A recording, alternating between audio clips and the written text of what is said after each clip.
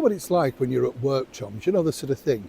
You might say things to people like, a joke that you heard on the TV the night before, or a streaming event that you'd watched, or even a concert or something like that.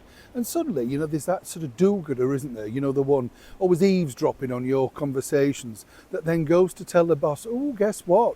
They said that, and oh, suddenly you're in trouble. You called into HR, which I used to dub human remains because they were so useless. And the thing is, you're told off. As you can imagine, I don't mind sharing this, chums.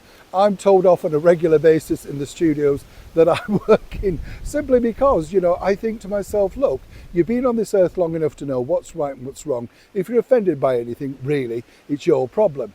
Now, apparently, according to our current British Deputy Prime Minister, that is, of course, Angela Rayner, she's toying with bringing in this brand new bill, which could make things rather difficult for you. As ever, let me explain. Morning, nice to see you, chums, on a very windy day here by the side of the canal. It's nice, isn't it? Do you like it? Very relaxing. Yes, that's what I like to see. You know what I mean? A bit of tranquility. It's the sort of place you could bring your twister lolly, sit down and just relax, yes. Well, you've got to be careful though, but there's a lot of wonderful boat people, narrowboat people along here, and they're so friendly and nice. And I like listening to their lifestyles of what they're doing and how they live, because, it always looks nice in the summer, doesn't it? That's the thing. Everything looks better in the sunshine. Well, apart from me, everything looks better in the sunshine. And you sort of think, yeah, maybe I could do that life. Could you? Oh, do you? Let me know, But I think it's always a more idyllic thing that you think, yeah, nice, until you have a crack yourself. See, look, somebody's going there. Not that, yeah, I'll frighten them off. Let's get back, of course, to your story of the day.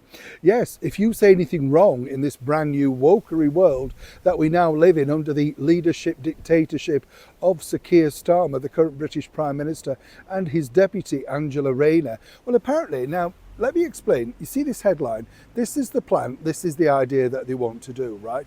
Now, two things really that spring to mind. First and foremost, the way that they're going, this government, there'll be no businesses left. So that's a shambles in itself, right?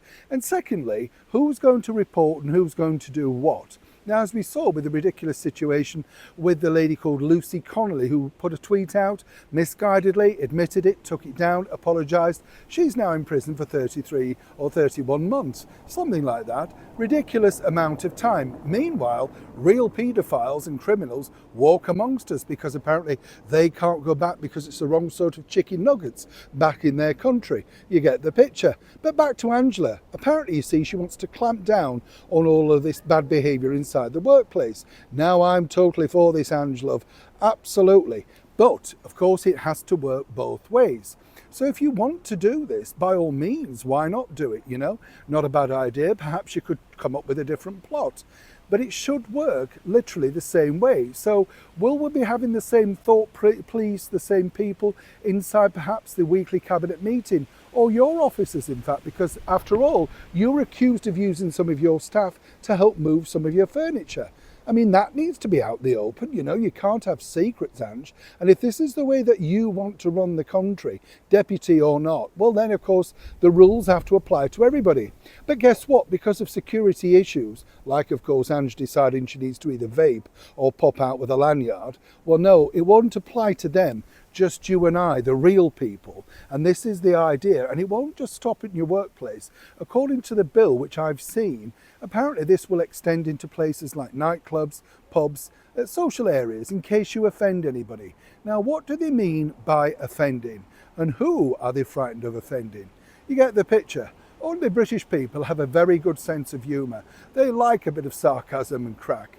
So consequently, we know exactly who Ange and Keir really are trying to pay. So consequently, we know exactly who Ange and Keir are desperately trying to make sure that they're not offended. All in the name, of course, of votes. Neil Sean in the very heart of Yorkshire.